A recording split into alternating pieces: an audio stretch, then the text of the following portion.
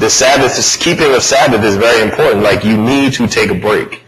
Even God rested, not because he was tired, because he was demonstrating for us what it means to take a break. Like the importance of taking a break. That's fasting. But let me just, for 2 hours, not do anything. You know, especially for those of us, I gotta do something, gotta have my hands on something. Well, you know, chill, take a break. Let God be God, you know. So, that's fasting in a nutshell. And even within evangelism, you know, you have to keep in mind that especially if we're very aggressive in our evangelism, sometimes the Lord is like, you know, you need to just relax, you know, out here. You need to fast from all this. You need to get out here and throw tracts in people's face. And sometimes you need to just break away from that because you're doing too much in the sense that you're trying to do God's job. You know, we can't convert anyone. That's why it talks about in 1 Corinthians 3, 6, and 7. It said Apollos watered, you know, but God was causing the growth. So neither the one who plants nor the one that waters is anything, but God who causes the growth, or God gives the increase. God increases. God brings forth the fruit. God is the one that gets the results. And God ultimately gets the credit. And I like what Martin Luther said when it comes to prayer. He says to be a Christian without prayer is no more possible than to be alive without breathing. It's like God is our lifeline. You know, how can we operate throughout this life without having communication constantly with the Lord? Jesus laced everything he did in prayer. The Bible talks about plenty of times where he went away to pray. He prayed. Even right before, in his most darkest hour, what was he doing? He was praying. It wasn't this thing that just sort of came up sparingly. Jesus had a lifestyle, a discipline of prayer. He rose early. He went to pray. It was late. He went to pray. Sometimes he prayed all night, prayed for hours straight. Prayer was something that was a discipline for him. And he understood that I can't do the will of the Father without constantly communicating with the Father. And we as Christians can't do the will of God without constantly communicating with God, especially when it comes to evangelism, because you never know what you're going to come up against. If I hadn't taken time to pray before encountering that Muslim, my flesh might have got the victory. He might have said something about Jesus, and I'd have might have went off like, no, you talking, you a liar, and then I got out there in a flesh battle. And anytime you get in a battle with the flesh, you always lose.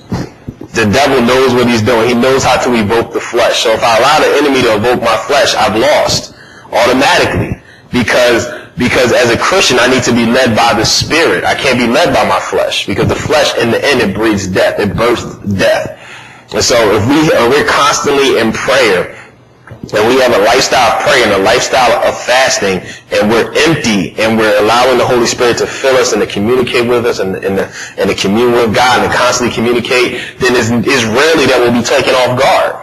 When the Bible talks about God keeping us from falling, that indicates that I'm so in tune with the Lord that you can't sideswipe me. You can't knock me off my feet. I might stumble, but I'll never fall flat on my face, because I'm in such communication with God where I will not fall, where I will not be succumbed. Bible, Paul talks about, you know, I won't be mastered by anything. And we as Christians, we don't want to be mastered by anything. We want to be free. You know, where Jesus was talking to Nicodemus, and he said people who are born of the Spirit are like the wind. You don't know when they're coming or where they're going. That's how we want to be. We want to be free because we're so in tune with God. Wherever God moves, we move.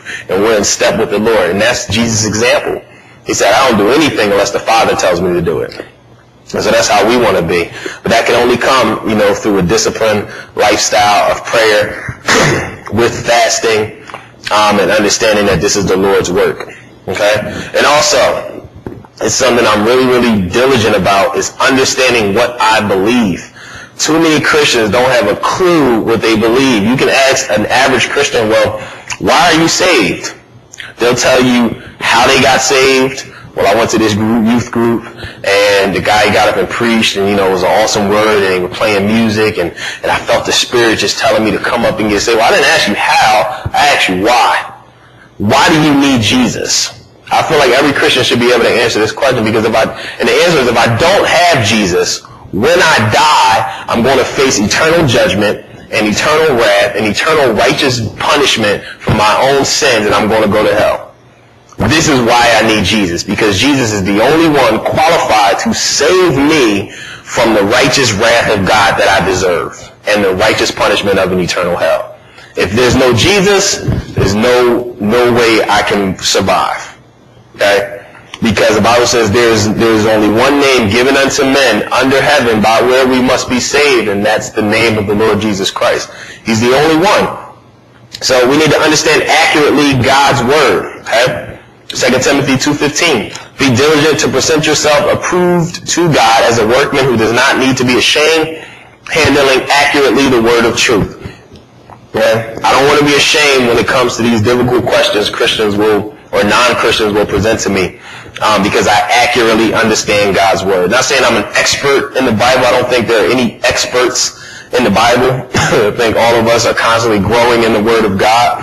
But we need to accurately understand the word, especially the word of God that we know. Some of us know more scriptures than others, but the scriptures we claim to know, we need to know context. We need to know who wrote it. We need to know why they wrote it. We need to know what was the purpose of the right. Like if the only scripture I know is John 3:16, I need to know John 3:16 in and out. Well, I can defend John 3:16 any day of the week because I'm accurately understanding God's word. Also, understand how to grow in your walk with God. Hebrews 6:1, therefore leaving the elementary teaching about the Christ, let us press on to maturity.